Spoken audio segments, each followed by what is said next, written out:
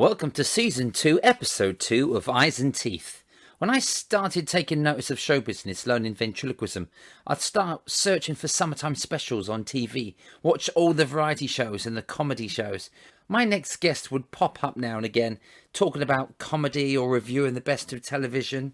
Garry Bushell and his band was influenced by Monty Python and songs, comedy sketches, a bit like the Barron Knights and the Grumbleweeds. These days, he concentrates on his Gonads.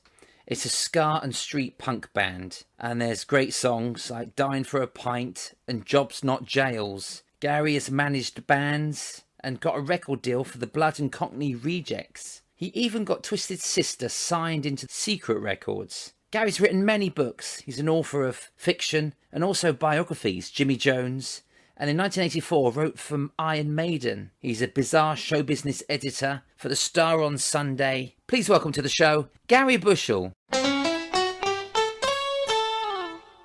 Steve, how are you, mate? I'm very well, thanks. How are you doing? I guess you've got time to write books and concentrate on what you love doing. No, unfortunately I've got less time than ever now because I'm doing two jobs. I'm doing the column for the Daily Star Sunday. I'm the reviews editor of the Sunday Express. So I'm doing the one job during the day and the other one at night. So by the end of the week I don't have time to do anything. Do you still spend time watching the TV, I guess? Are you ready for Britain's Got Talent tonight? Or you have to scan through these shows to do what you do, I guess? Probably will watch it tonight. I watched it last week. I thought Steve Royal was sensational. He is brilliant. I've worked with Steve so many times. And you know when there's a pro on the show, they stand out, don't they? And they last. Absolutely. But yeah, and he did stand out. He was phenomenal. I'm so glad they finished with him. That sounded awful. I mean, I'm so glad he was on last because I know what you mean. Yeah. Because I do think it matters. I do think the running order matters. If they want to get rid of someone, they put one first. I know. I was fourth on the final. They put me on fourth, which means they didn't care as much. If I was on like 7, 8 for at the end, then I knew they wanted me to have a better chance, and it does make a difference. We'll get on to it. But welcome, Garry Bushell. Thanks so much for being here today. Pleasure to speak to you. Yeah, you've been called the most feared critic in the business. That was by Ross Kemp, wasn't it? And he works in war zones. So, wow, you must be feared by many in the business. Do you see it as a bit of camaraderie, really, between the business and people just accept you for being Garry Bushell? Because that's your job, and... Well, I don't think there's any malice behind anything I do. No. For a start, and I don't set out to destroy people, but all I've ever really wanted to do is amuse. So if I can praise what's good on TV and pan what's absolute cobblers and do it in a way that makes people laugh, that's basically I'm happy. That's what I want to do. I want to get behind the good stuff.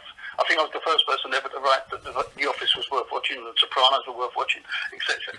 And pan the rubbish they churn out, which is increasingly comedy, unfortunately. Yeah. I grew up absolutely loving TV and radio comedy. Absolutely loving it. But when you mentioned The Office, I mean, I didn't take to it on the first 2 episodes, and then I'm hooked on it now. I've watched it about 10 times, but... Well, the BBC always pulled it, the funny thing about The Office that no one knows is Channel 4 turned it down, then BBC 2 ran the first, commissioned the first series, ran episode 1, and very nearly pulled it off air.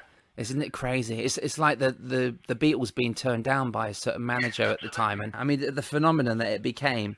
And so, but you see the promise, don't you, in like acts, like comedy acts, like Steve Royal, or TV shows like The Office. Peter Kay, when he did that comedy, that Peter Kay thing. Yes. I think in the late 90s, was it? Yes. Either the very late 90s on Channel 4 or the early 90s. And I thought, yeah, this guy's got something. Again, Phoenix Night, one of the best sitcoms of this century. Definitely, and I think what you say, I mean, you say it with passion and with humour, but I think it makes a difference. I think people will tune in because you've given it a good review. I think it really matters what you say in these columns because people do tune in. You make a difference to these TV shows as well. So you could be a big help in actually getting the audience viewers that week. Do you believe that? I'm sure it works. It obviously depends how many people are reading it. I suppose, yeah. And there were times when more people read it, but, I'd still try and keep the same level of commitment to it. This podcast is mainly comedy and variety, which I know you champion. So I'm going to talk about the audience with shows, which they've had so many top legends that they've had on the show. And you're mates with most of them that have been on. So just go for a little list. Were you at most of these shows or just some of them? Did you pick the ones? I was at most of the ones in the 90s, not the Right. earlier ones, unfortunately. No, the Kenneth Williams and that you I did. love Jackie Mason, but I wasn't there. Okay, For me, yeah. the Ken Dodd one, wow. I mean, Ken Dodd, what a genius he was. Yeah. And I remember specifically going down to that, and everyone's going, oh, God, he'll go on forever because he always overran, and every bought a sleeping bag and all this sort of stuff. And I remember sitting there, and it was seamless. 1 hour, or maybe 50 minutes, start to finish. Well, blimey, he's done it on time. Wow. And then the West came over the tunnel. That was the end of part 1. You're joking. Another long haul. Only Ken Dodd would have an interview on one of those shows. But then because he had so much material, he came back and done a second audience with, which is quite rare. That was marvellous. Absolutely marvellous. They're both brilliant. I think also, I wasn't at the Billy Connolly one, but Billy Connolly, for my money, is the funniest man alive in Britain. Yeah. But Bob Monkhouse's one was superb as well. Yeah, fantastic. He's always trying to set me up in it. I'm always the fool guy. Really? Do they all use you? Do they always? They do, which is sometimes it's more of a pleasure than others. I know. We'll get onto that in a sec. No, yeah, Brian Connolly, Joe Pasquale. There's been really great ones that have come through, haven't there? And that Pasquale one, this is one of the things that always annoys me about TV executives, because Joe is not seen as being hip.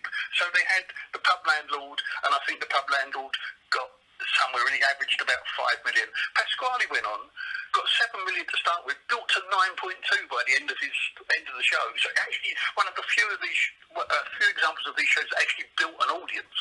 Yeah, wow. And I don't dislike the pub landlord, but he immediately got the second show. Joe didn't. Why not? Wow. Why do they not build these wonderful people? You see it when you see Joe on television, when he goes on Loose Women or even any show. Yes. The warmth in the studio audience, you can grill toast on it. They've taken to Joe so much, like Tommy Cooper. He's a legend, and what he does is. Have you seen his recent tour of Some of Us Do Have Him? It's incredible. Yes, wonderful. And yeah, he's worked so hard. He's such a hard working. Oh yeah, I mean he really is his own stuntman in it as well, but he really goes for it. Doesn't he? Absolutely.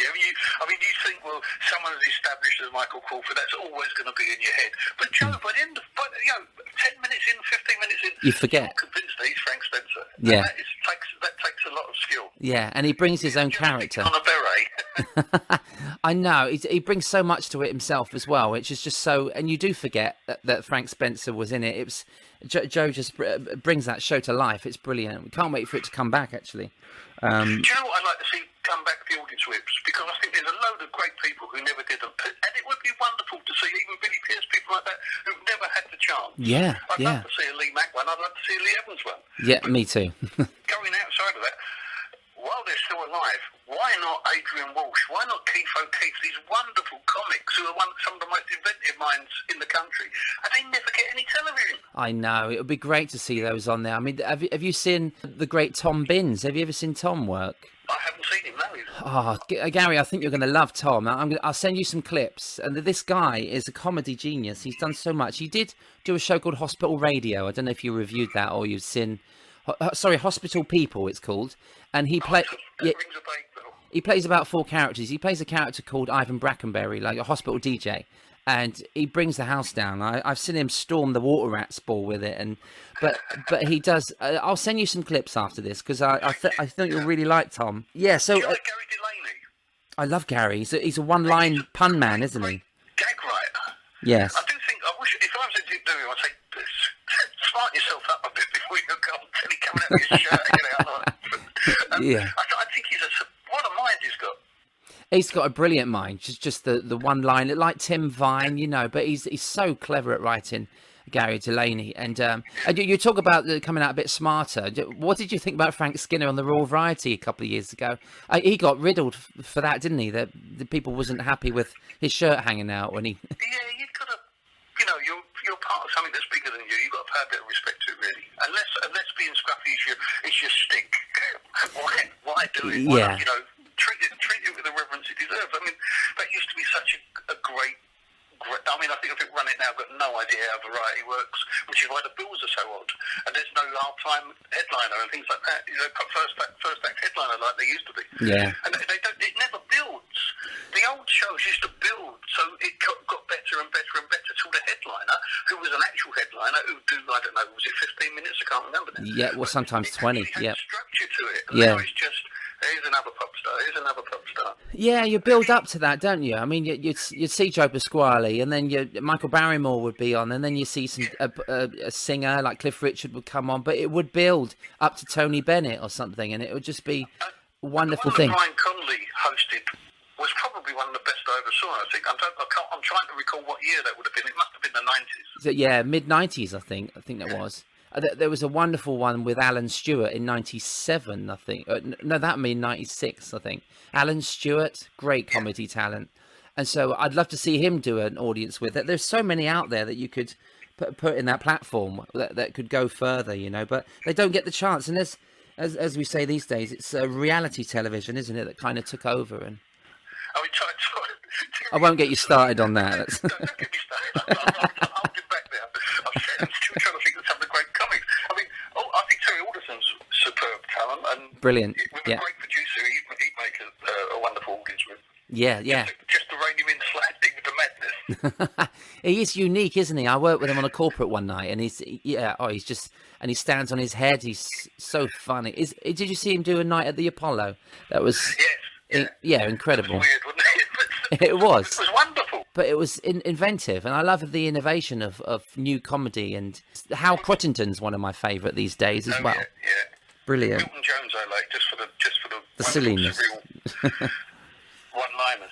But I think that for me the trouble with BBC comedy now is it ticks every box except funny, and they just don't know. I mean, when you think BBC comedy used to be the cornerstone of Christmas, the stuff they used to produce, not just the two Ronnies, but right the way back from Hancock's Half Hour, which for me was the greatest British sitcom, and then obviously Porridge and Fawlty Towers and Steptoe and Son and all the wonderful stuff that came. Only Fools. Stuff that came later, but where's that gone? That tradition. It's sad, isn't it? Isn't it sad? We're still waiting. They declared war on variety comedians, basically, at the end of the 80s. And the damage they've done, not only to television, but to our culture, is almost immeasurable, I think. Yeah. It's bloody miserable now. It's the thing about reality TV. It's always a downer, isn't it? It's always got to be someone shouting at each other. That's what it's about. I know. It's just like people watching their neighbours, though, isn't it? Because it's like the mentality really of audiences that they've been forced into watching it, and now. But I do believe since I've gone back to work after the lockdown, people really do want to laugh again, and I think it's needed more than ever. It's a great entertainer. Someone like you said, when you're going out there, you've got an audience and they're loving what you're doing. It's a magic carpet ride away from the grim realities of everyday life. You're giving them an escape. They want to be entertained. They want to be amused. They want to leave there in tears. I noticed this in the 80s, you know, when they sent me up, I think, to Blackpool to review Cannon and Ball. It's the first time I ever saw it. It must have been, I would have said 85, 86, whenever it was, the same year that Springsteen was over. Wow. And they actually put more bums on seats than Springsteen did. and I just thought... That proves it. These guys, there was a kind of magic about them. And you could see the way the audience, it was just pure affection. It was just love for these two clowns. Yeah, definitely. Wonderful. Some of my favourite memories ever. I've not been on TV, but there was a hotel I used to stay in Blackpool called Queen's Hotel down by the South Pier. Yeah. Mick Miller worked there a lot, didn't he? And going there, and after the shows, all the turns would go in there. So I'd be sitting there with Mick Miller, sometimes Frank Carson, sometimes Bobby Ball, wow. sometimes I'm trying to think, sometimes Charlie Brown even. I just sit, and Buddy Lee from next door, from the Viking next door, and I just sit there happily listening to these guys telling stories and riffing. And it's incredible. It's like the green room conversations that people don't hear, you know. And this is why I started to do this a few months back. I've spoken to Richard Digance, and I've got Johnny Casson coming up. Brilliant. He was love Johnny Casson. Yeah, just brilliant comics. He should be in Coronation Street, shouldn't he? I know. He lives down the road. But he's a wonderful Northern comic. Yeah, loved him. And Mick Miller's on here actually. He's doing this podcast, so it's just so nice to get their story. He's wonderful, Mick. And again, the one-liners. Love it. Just the way his brain works. They're coming off left field like he does. He's very clever. And when he got the last Royal Variety performance, I think it was Manchester, and he went on there just to fill for somebody, and just to fill on the day, like a warm-up. But because he went down a storm, they actually kept him in, which is like unheard of, you know. It's like a warm-up. Was that when he did the Nutty routine? I think so. Did he do the noddy on Real Variety? It was only about 8 years ago, I believe. Yeah, But... I think he did. Because I thought, I've only seen him do that on TV. No, I don't think he has. He's just a master. I love Mick Mello. Eyes and Teeth. Just going back to audience with. Now, there's one that really stands out with you, and you know what's coming. Freddie Starr. Freddie Starr was just. I mean, his last name just sort of glorifies what he is. He was a star, wasn't he? He was. And before you asked, I had no idea it was going to happen. You didn't, I had no idea. I genuinely thought there was a real risk. I didn't know how the trick worked. I really didn't. So I pulled up. I'm not sure I was going to go or not. And then Dale Winton rang me up because I was mates with poor old Dale. Yeah. And Dale said, do you want to come? I'll make sure you're okay. You sit down the front with me or whatever he said. And I thought, well, I'll go. And I went with one of my mates as well.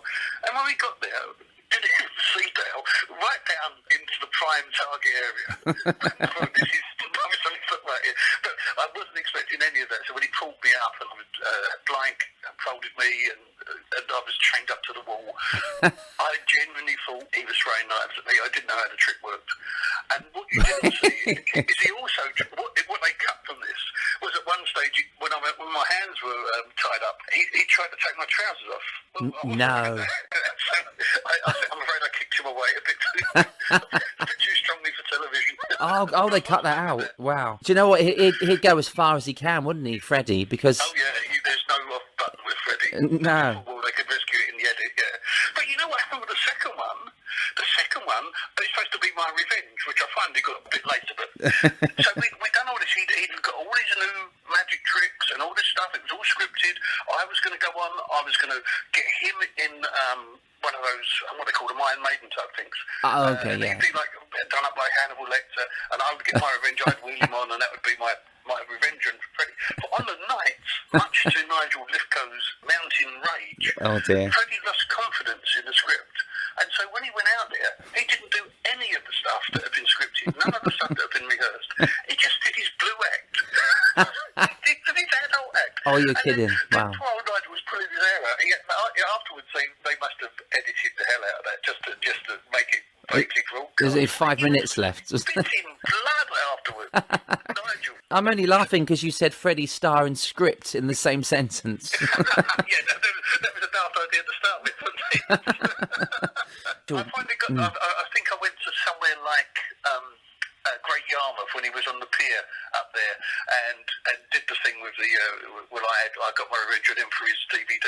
Oh yes. Or his video would have been at the time. Yeah. But he was a strange, a very, very strange man. I mean, one person on stage and off stage, a manic depressive, really.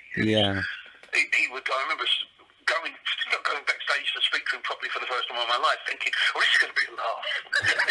He was just talking about his personal miseries and terrible upbringing and stuff like that. Do you find that with comics, Gary? When and I know you've spoken to so many over the years, but that there is a sadness, isn't there, behind these really funny people, and I guess I'm just not as funny because I'm a really happy person. So, but I'm just trying to think, why is that? I mean, I remember the first time I met Harry Hill. You sort of, I know naively perhaps, but I was expecting him to be the same kind of Harry Hill he is on TV. Yeah. He's not at all. He's such a quiet guy.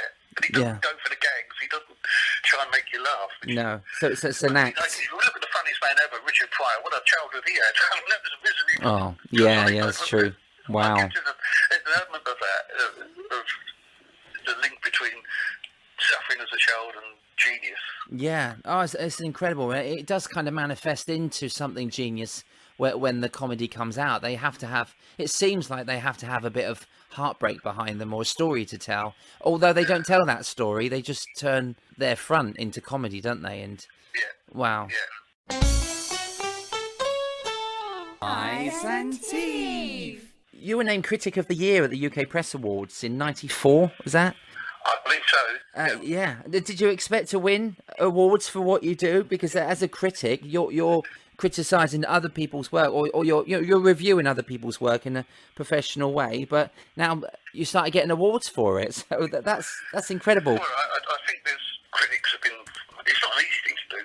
No. It's not an easy thing to do. It isn't an easy thing to keep up the humour rate, and because a lot of the time you're writing Yeah. So, in the way I do it anyway, in the way I know Ali Ross in The Sun now, you read his column and you can actually feel how much sweat he's spent on getting the lines right and stuff like that. It isn't just the question of, the PC just bang out 300 words and that'll do.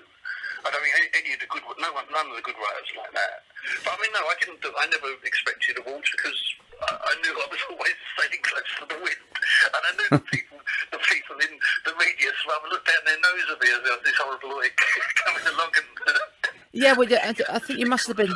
It must have been one of the first to do it with humour, because your way of reviewing is very truthful, but it is really witty, and you're having digs at people. And Stuart Lee, was not one of your favourites, but one of your lines is, "I'd rather neck a Novichok smoothie than suffer that again." So some people you don't really enjoy. You do say what you feel, but with humour as well, because that is a really funny line to say, you know. And Stuart Lee probably enjoyed that. I think he used one of my quotes on one of his posters. There you go. So you know, he's a comedian, so he can use it in that way. But the problem is, the sort of humour I've always loved growing up was acerbic humour. So I like the cutting comment. I like Jackie Mason, Joan Rivers. I love Bernard Manning for his timing and his the cruelty of it. You know, so sometimes some of the stuff you write, you have to realise it's written with a smile. Otherwise, it could be it might seem quite brutal. It's never meant to be hurtful. Oh, right. Yeah. So you're punching people, but you actually got bandages ready afterwards. So that's kind of, you're ready to sort of put some ice on their heads. I mean, dear, oh dear. Oh, yeah. Frankie Boyle. What a horrible show that is. Well, sadly, it's one of those comedians that I don't enjoy, because I think he's a bit too harsh, and I don't think he's that nice with it either. He hasn't got that likability factor. No. But I mean, people do like that. Some people like that, and you know, like you get no. I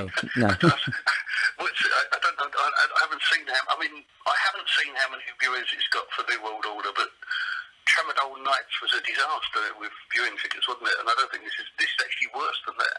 Right. But it seems to be less effort. He's got 8 writers. That's probably half the audience. Yeah, I'm not sure either, because I haven't seen it. Well, it's a mixture of feeble insults and right, and shock and the shock of just dropping C words and F words into it. And you think, well, it's kind of unneeded. Yeah, some of that language is unneeded, isn't it, on television? You don't really need it. I mean, they ridiculed Bernard Manning and Stan Boardman back then, and now they're saying a hell of a lot worse than what Stan and Bernard said. I mean, now you hear those sort of words as punchlines rather than, not even as part of the joke, well, not even to sort of amplify the gag, but as the actual punchline is, I'm going to swear. I thought, well, where's the wit in this? Where's the skill in this? Yeah. And this, I mean, sometimes you can swear in a creative way, and I'm now trying to think of the name of the character. Malcolm Tucker swore in a wonderful way, but most of the time it's just lazy. It's because you can't be asked to write something funny. Yeah, one of my favourite comedians is Lee Evans, and he never offends me. I know I know his mum and dad. I worked with his dad Dave, and who's a genius, bless him. But he Lee uses it in a way where it fits with the joke, you know, and he doesn't just swear. It's used because it does enhance some of the comedy that he does, you know. And I would absolutely agree with you. I just thought he was a wonderful turn. But Dave, I had him on when I had Bushell on the Box on ITV. I had him on as one of the guests. Oh, you're joking! Wow, wasn't he wonderful? Funny, very funny. He was wonderful. But Davis and I worked with Dave on the QE2, and we done a couple of shows together before, a few years before he passed. But he actually was one of the most incredible, talented entertainers I've worked with. And lovely man. Yeah. Did you ever work with Dave Lee? Well, I'd done a talent show. My last talent show, before I went on the BGT, I actually done one at the Bournemouth Pavilion, and Amanda Holden and Dave Lee were judges. And it's the only time I get to work with Dave, but he told me I was a breath of fresh air.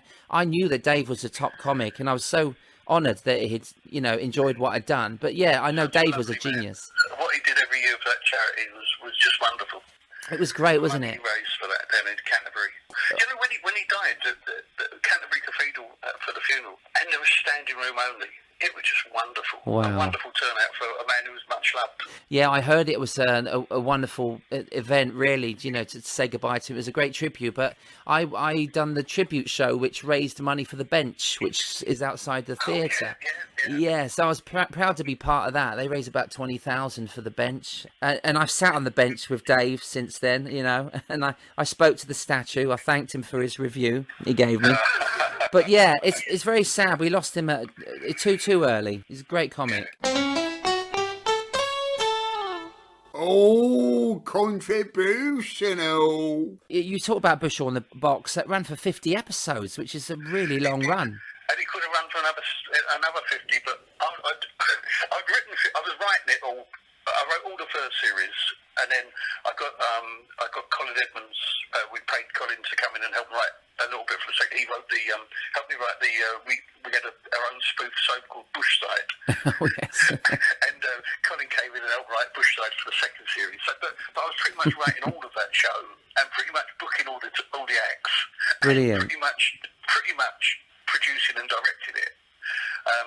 So that was a huge commitment, and as well as doing the column in the newspaper stuff as well.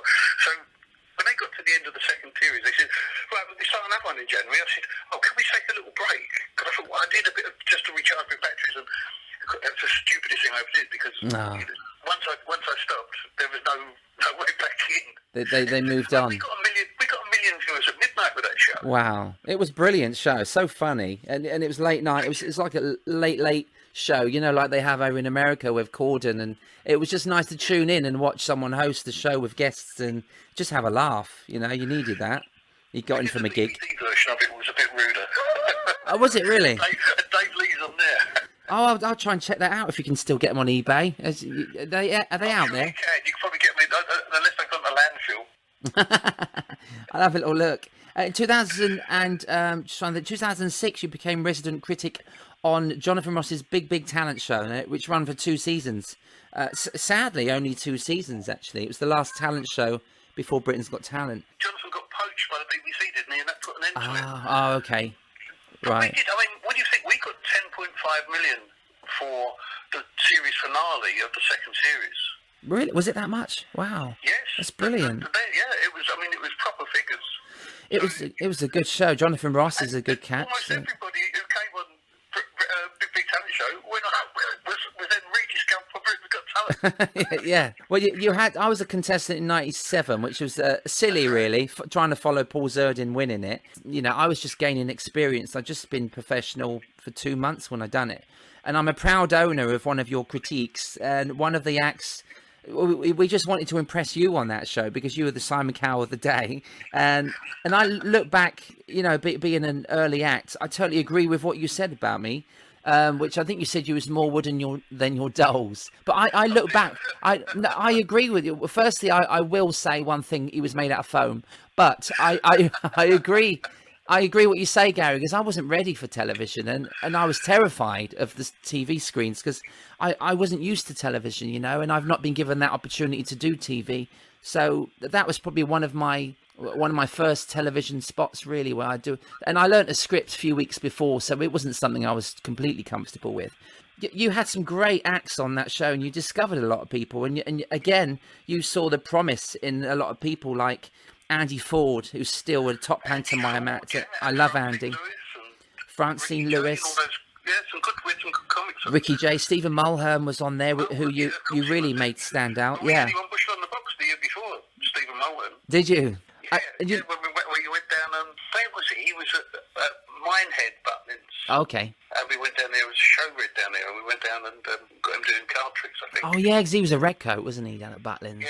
So, and he's worked his way up. He's doing brilliant, Stephen, so it's great to see that. But Omid Dajili was on the show as well, you remember? Yeah, you said that. I can't remember that. I think he was called the Short Fat Kebab Owner's Son, because the year before I beat him in a talent competition, and then 2 years later he's in Hollywood doing a movie. But and Charlotte Church wasn't actually performing. Came along with her aunt, and her aunt was a great singer. Yeah, and she was just saying, my auntie's great. And then I think Jonathan Ross asked her to sing, and Charlotte Church was one of the biggest things that come out of the show. Both so, and Paul Zerdin, we of also course. produced, hold on now, I can't remember his name. The Steve Brookstein. Yeah. Really? Wow. He was a finalist in that second series. Oh, I didn't know He that. got through to the last 10, but he didn't. He went in the top 3, and then he came back and won. Yeah, X Factor, and Lydia Griffiths won that season, and she was lovely. That's right. I worked with West Lydia. End, didn't she? She went to West End, then she moved to Australia, I believe. Ah, okay. Yeah, She was a lovely voice, Lydia. She's fantastic. Just we've recently lost a lovely guy, Ian Royce, sadly, but what a great comic he was on the show. And he went on to do the warm-ups for all the Simon Cowell stuff, didn't he? He was really into the Britain's Got Talent warm-up TV, and he just done so well. And I was guesting on Strictly Come Dancing about 4 years ago, and he was warming that up. And BGT, he was because I'd met him on your show, the Big Talent show. We knew each other just from then. I've not seen him since then. But when I came off on the final, Ian Royce was the first person to grab me and say, "Well done, mate," you know. And he was like, really wanted his mate to do well, which is so nice of him. Good for him. And it's such. 51 was, he was only young. Oh, it's awful. Yeah, 51, 52. It's just awful to lose him at that age. Horrible to have these demons again, and another comedy act. It's horrible to see. You know, thank you for actually sort of giving him that, because you give him a lovely lift on that show. You know, I remember your comments; they were just so nice, and so you do help people along the way, which is nice. I want you to know that. You helped my confidence, because I wanted to look back at that show and think, yeah, I need to do better, and I did. I just started to better myself, which is so, you know, it does help. Well, I do try to fly the flag for comedy and variety and quality across the board. Yeah, quality is important. And we funny enough, I spoke to Brendo Carroll this year, and he reminded me that I was the first person ever to give him a good review. Really? Oh, when he was over as a stand-up, I think in the 90s. He did his first British stand-up tour. Brilliant. I can't remember where I saw him now. That's nice for him to remind you of that as well, isn't it? It's nice because you forget how many people that you've worked with over the years. And the guys don't need to talk to the likes of me. I mean, he's a big star now. And yeah. They've worked with proper Hollywood people. And, you know, it's nice that he remembers, yeah. Yeah, it's brilliant what he's done. You became a celebrity because you appeared on every TV show going, like the 80s and 90s, Celebrity Squares, Noel's House Party, and you were working on Big Breakfast as a TV critic as well. Did you bump into many people who held a grudge from your reviews and things, or was it not a problem? Not, the funniest ones are probably the ones you wouldn't expect. Really? Because I remember I went down to interview Les Dennis. Right. Sometime in the 90s, and I thought, oh, Les is a nice guy everywhere, and I'd forgotten I'd reviewed him when he was on that Russ Abbott with show. Dustin G and Russ Abbott show. I think I'd written at the time. I mean, he told me what I'd written before he walked out. Oh no! He said, hold on, what did I have? That Russ had needed an operation to have been removed from his back. He said that I'd called him Les Dennis with an extra S. Oh no! Oh. All this stuff, and I thought, oh, did I have to remember that? He was all right afterwards. He was only mucking about himself. And he came on the ITV show I did, you know, and so we made friends. But also Shane, because I was quite close to Shane, and I liked Shane when he was up and coming, but then he did some terrible show about a wedding show. Oh, the wedding game show, yeah. That's it. And it was awful. And I said it was awful. And he came up to me in the toilets at the Dorchester or something like that and said, "You're supposed to be my pal. What have you done?" I said, "No, I am your friend, but I'm also employed as a critic. And if a friend doesn't tell you when you're doing something wrong, then he's not a very good friend, does he?" Yeah. You got to take it on the chin. He's never forgiven me, really, but there you go. Oh, I don't think I wrecked a bloody career. I think he did that himself. Yeah, I guess you will bump into these people. You're in the business yourself, and it's going to be tricky to avoid them, I guess. I think it's better to be honest. Yeah. Than it is to pretend something's good when it isn't, because that way you destroy your own credibility, and you don't do them any good either. Yeah, definitely, it is your job, and you have to accept that, really, I guess. But you don't just do that. You've written many novels, biographies as well about. Not just comedians or musicians. My mum bought me Two-Faced, one of your books. She said, "Oh, I've got a book from Garry Bushell." And I know my mum loves you. She's a big fan. I realise you're writing all these novels and screenplays and things. Is this something you love to do now? Yeah, I'm actually. That was the second. I got a Pulp Fiction series with an undercover detective called Harry Tyler as the main as the hero. This one, Okay. a bit of an anti-hero stuff. But anyway, Two-Face was the second in that series, and I'm currently writing the fourth in that series. But because as I'm doing the two jobs, it's a bit hard to get the time to write it and to do the band. You know, it's only so many hours in the day. So I know. I was chuffed that I got you on the line actually, because I know how busy you are. So I appreciate this. But your book. I'm gonna have to go back and get the One Face. What's the first book called? it's the face. The Face, then Two-Faced. Two-Face, then Face Down, and I might just change it for the fourth one and just have a normal title. I'd rather carry on the pun. Yeah, well, you could put a mask on it. That'll fit these days. Hopefully by the time it comes out, this virus will be long gone.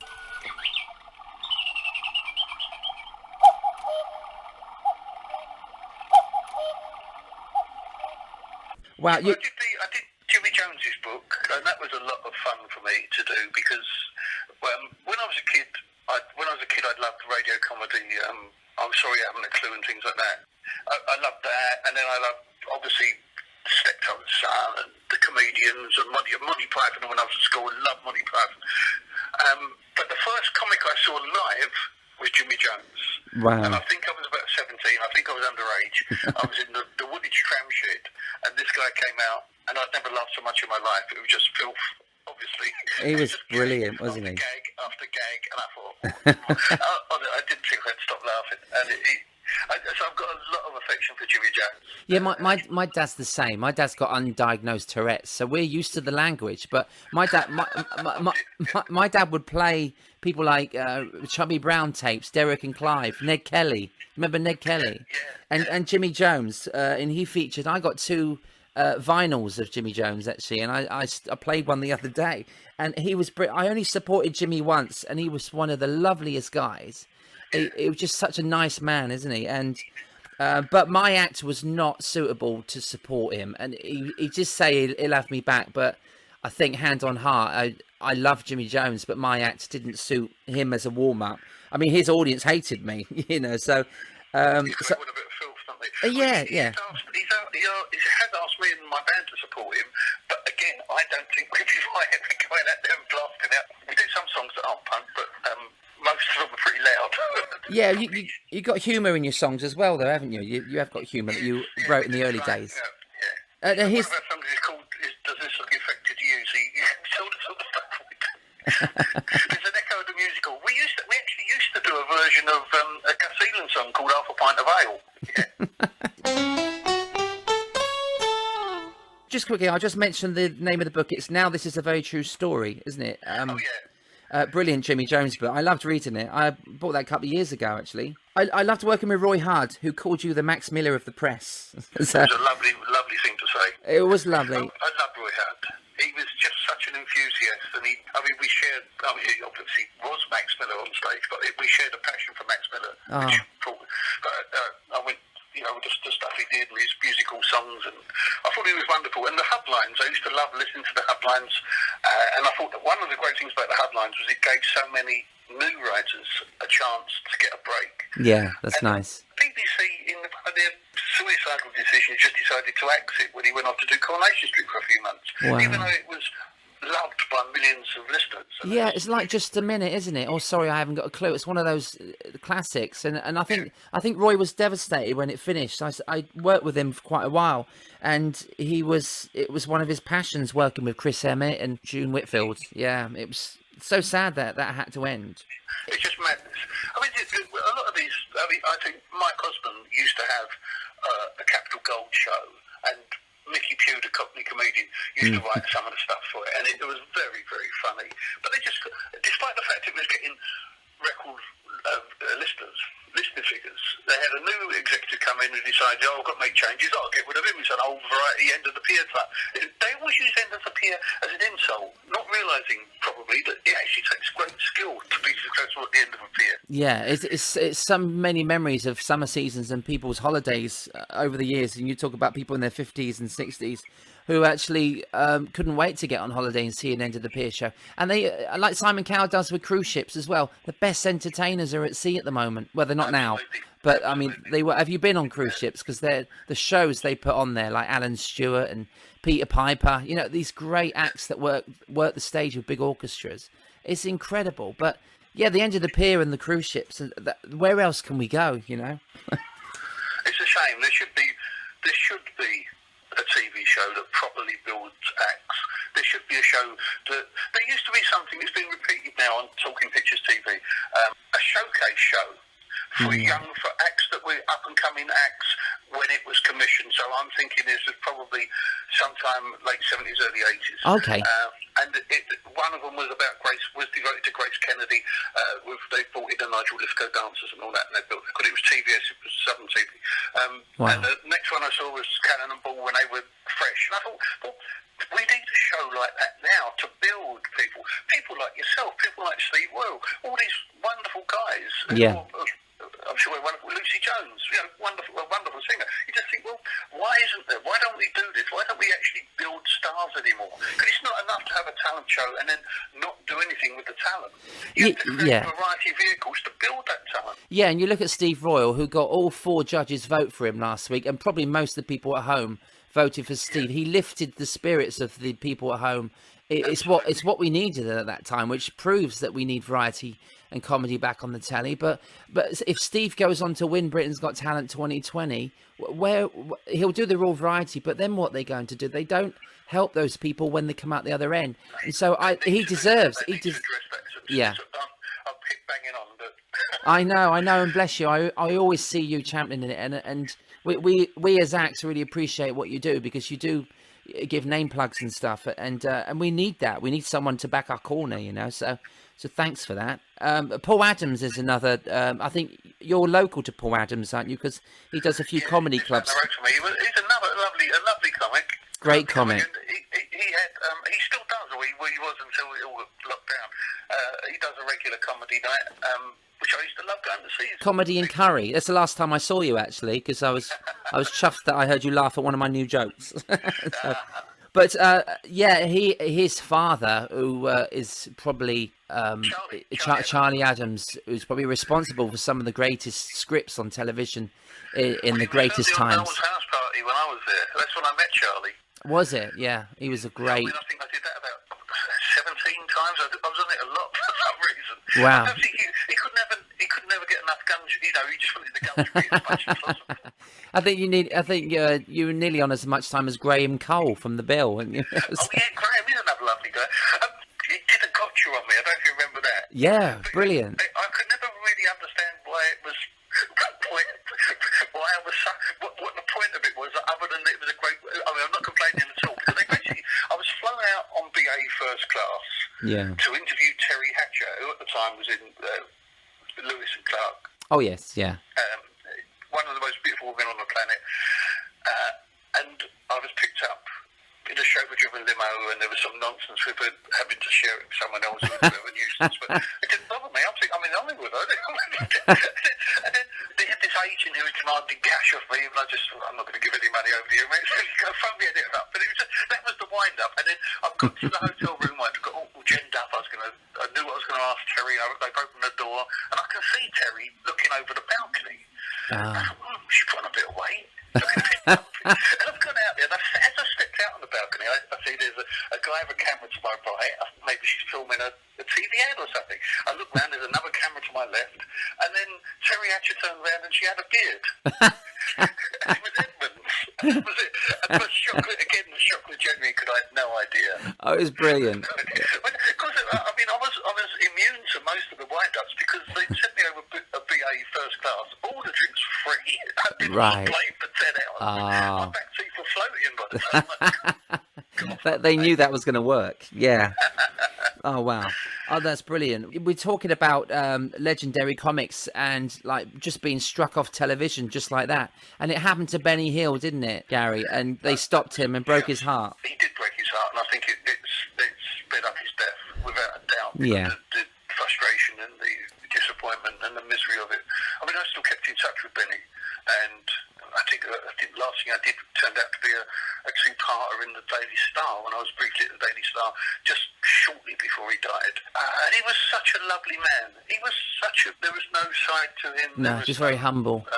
Yeah. No snobbery, nothing like that. He was genuinely a man of the people. Genuinely, all he cared about was putting the show on, I guess. Putting the show on, making that show as good as it could be. Like Bob Monkhouse, he would pack it with funny putty. So there was never a gap when it was boring. No. And absolute genius. The way ITV treated him after he'd made them so many millions of pounds, that show that sold to 100 countries, and they just sacked him in a 10-minute meeting because he was seen as being old-fashioned. That's so sad. A disgrace. Yeah, I mean, it must have broke his heart. And when you stop in this business, I think, as you know, I think your body just shuts down, because we have to keep working in this business. And that's why many people like Ken Dodd, they don't stop until they can't carry on, you know, and it just... It ends it for the business leaves you. You don't leave the business. I think that's the saying, you know. Yeah, but that's so sad. But I mean, what you're still trying to do, and I know we spoke about this in the past, about the Benny Hill statue. I tried to get a sponsor down in Southampton, but I'd still love to be on board and trying to get people to get this statue put out there. Are you finding it difficult? It's not easy to get a statue, is it, in certain places? Well, we have to. It's probably gone up now. I mean, I'll tell you what I'm not very good at, and I'll be honest about this, money. Yeah. I'm not very good at raising money. I'm not very good. I mean, I think if I was any good at money, I'd be a millionaire now, but I've never really been in what I do. It's making money or investments. That's not me. So I need someone who can actually come on board and help out, who actually knows how to raise money to make this happen, because I know we've got the goodwill of most of showbiz on this, and people are willing to do benefit shows, they're willing to do things, but I just need help to do it, because where's the time? I've got no time. I certainly haven't got the brain to financially keep just someone who knows how to actually monetize it. Yeah, what I done. It used to be 60 grand. I don't know how much it's going to be now. Probably 75 or all. Well, I got a tribute show I put together and produced very proudly, and we had the Grumbleweeds, we had the Crankies. This was for Keith Harris, and we've lost Keith 2015, and we sold out Viva in Blackpool. And I had so many, like Tom Binns, Steve Royal, everybody I knew was on it, and it sold out. I think there was standing room only, and we raised about £12,000 for that. And this is for a Keith Harris statue for Blackpool. But you can get a statue that is like bronze covered, or you can get a proper bronze statue that is... It's Graham Everton who designed it, and Graham did the Morecambe and Wise statue is at Morecambe, isn't it? The Eric Morecambe statue is at Morecambe. Yes, okay. He did that, and I think he did the Tommy Cooper one, and it's wonderful work, but his solid bronze is one. So I'd rather have something up permanent. Yeah, definitely. I don't actually care whether it's solid bronze or whether it's bronze covered, as long as it gets done, because I just think a lot of people love Benny and love that kind of very English seaside humour, postcard, seaside postcard humour. And it's the same, he was a victim at the same time as the Carry On films were. Yeah. There was Channel 4 refused to show Carry On films in the 80s, and now, hypocritically, they show them all. But even though the Carry On has been forgiven, Benny never has. I don't know why he never has, because there's no malice in anything he did. No, not at all. He just made people laugh, didn't he? And he was a genius of what he done. He was so differently skilled, everything from the silent stuff, the mime stuff, the songs, the slapstick. He did so many things. The character comedy. He did so many things. He was the first television comedian, the first comic who actually adapted what he did for the medium rather than just doing his own stage act. Yeah, he put so much into it. I mean, just the ideas and just his passion that he put into that work is evident on, 200 countries. I mean, not many comedy acts have done that since. So it would be lovely to pay tribute to that. And I think we can probably round people up over the next couple of years and do this. I think we can. And we could do a couple of shows. I had to raise £8,000 at one stage for the prototype, which we did, and we did it.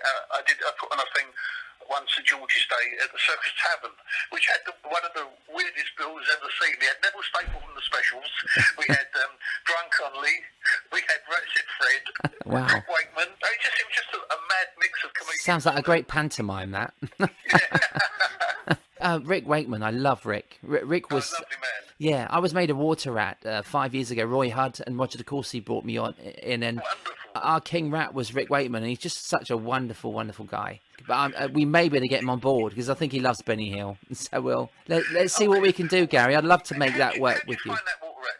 It's a fantastic thing for me. I mean, I was in 3 months, and 3 months after I joined, we were at Buckingham Palace shaking hands with the Queen and Prince Philip. So that was just one thing. I've made so many more friends being in a water rat, which, I mean, I started up a WhatsApp group when the lockdown happened, and we've been bantering on there ever since. And a lot of them have said it's really kept them going because they're all locked at home, you know.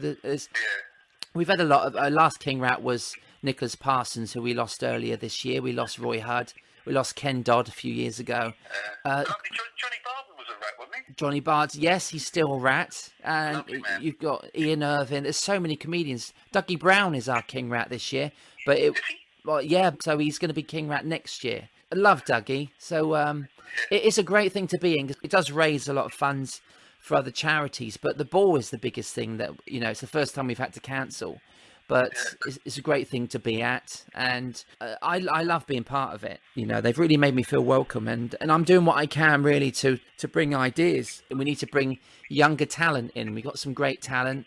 Neil Morrissey joined a few years ago, a year after me. So we've got some younger names in, you know, because we are losing the greats that we've got in there. And we're not building the replacements. Yeah, we're not, no, but we do have to build. With anything, you know, with the television, it would be nice if some of that comes back, because I think the alternative comedy, I think it's starting to change again slightly. You are getting a lot more mainstream comeback, I think. You know, I mean, Mrs. Brown's Boys is mainstream because she's doing so many of those comedians. You remember the comedians from the 70s? Yes. All those jokes are in Mrs. Brown's Boys. Basically, Jimmy Jones's act. It is, isn't it? Without, oh no, with the swear words, so she don't hold back. Have you seen Jim Davison's got his own TV streaming? I saw a part of it. Yeah, I did. He's brave, isn't he? he's brilliant.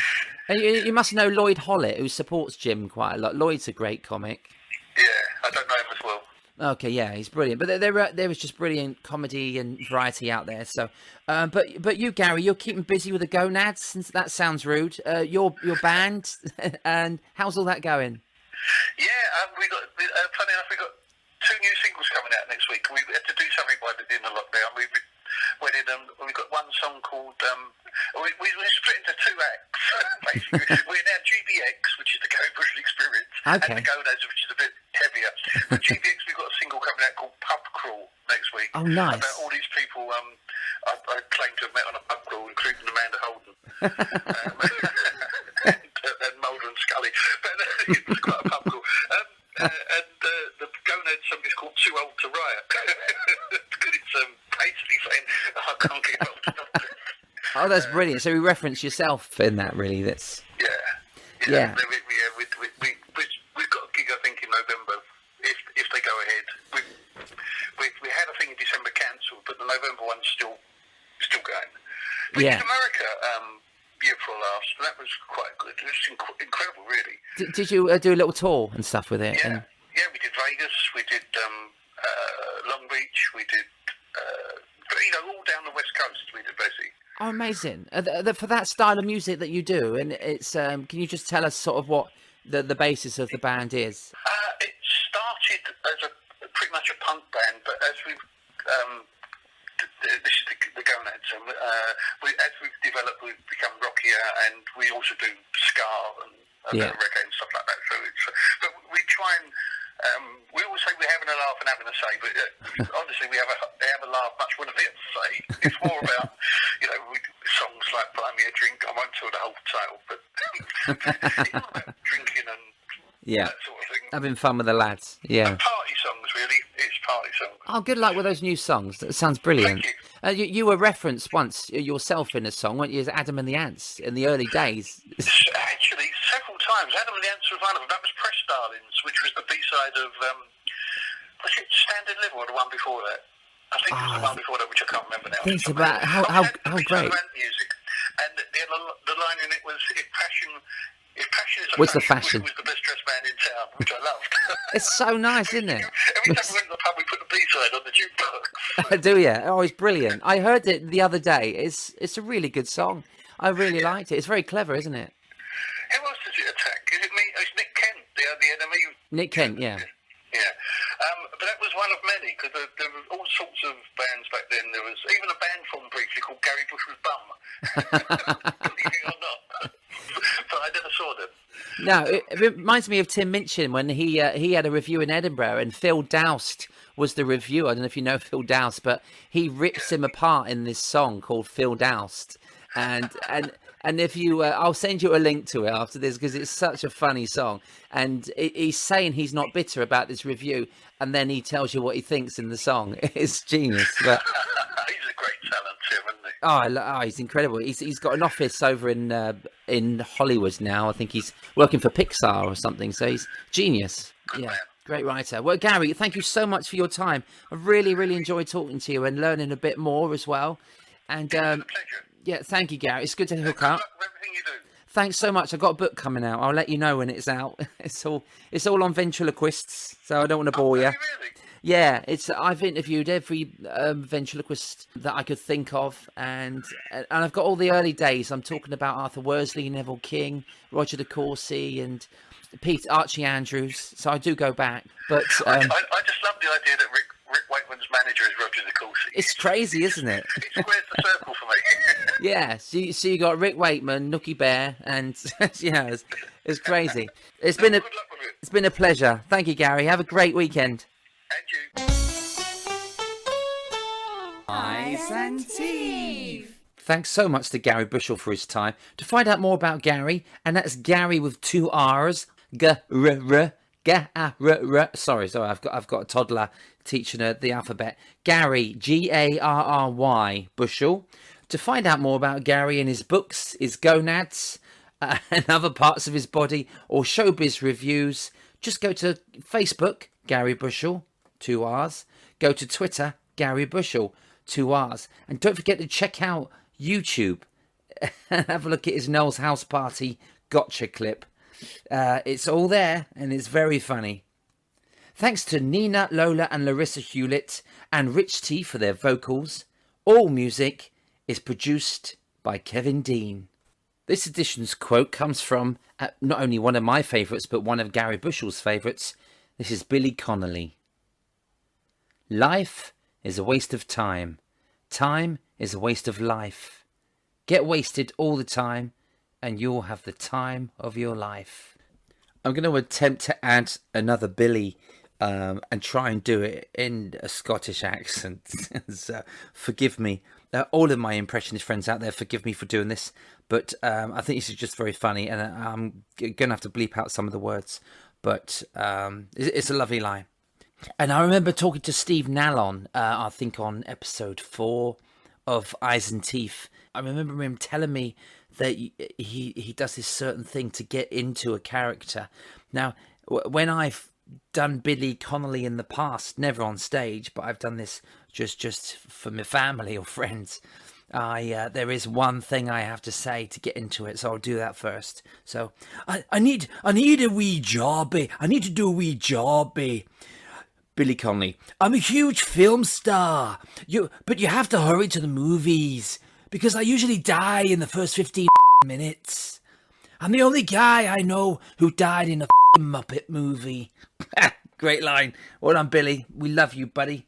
Join me next time when I talk to the extremely funny comedian Kevin Devan.